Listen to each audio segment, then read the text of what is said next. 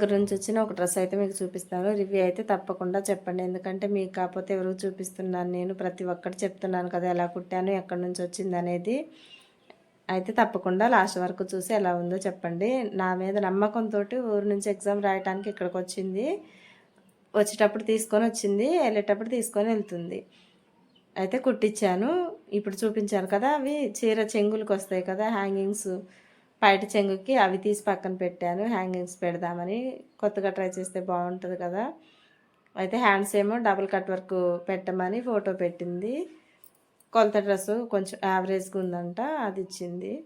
దాన్ని బట్టి స్టిచ్చింగ్ చేశాను. మీషోలో తీసుకుందంట. శారీ కూడా 300 ఏం పడింది. చాలా బాగుంది శారీ కూడా. అసలు డ్రెస్కి అయితే ఎలా అనుకుందో సేమ్ అలానే వచ్చింది అవుట్ఫిట్ అయితే. చాలా హ్యాపీగా ఉంది. ఎందుకంటే కస్టమర్ సంతోషపడ్డప్పుడే మనం డబ్బులు తీసుకున్నందుకైతే నాకైతే చాలా హ్యాపీగా ఉంటుంది.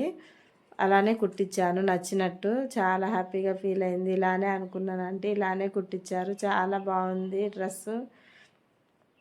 ఈసారి మాత్రం ఉన్నాయి కానీ వచ్చేదైతే లేదు. మీ దగ్గర స్టిచ్చింగ్ చేయించుకుందామంటే నాకేమో బాడీ ఫిట్టింగ్ రావట్లేదు ఎక్కడ అంది. ఈ వీడియో చూస్తే మీరు కూడా నచ్చితే కామెంట్ చేయండి.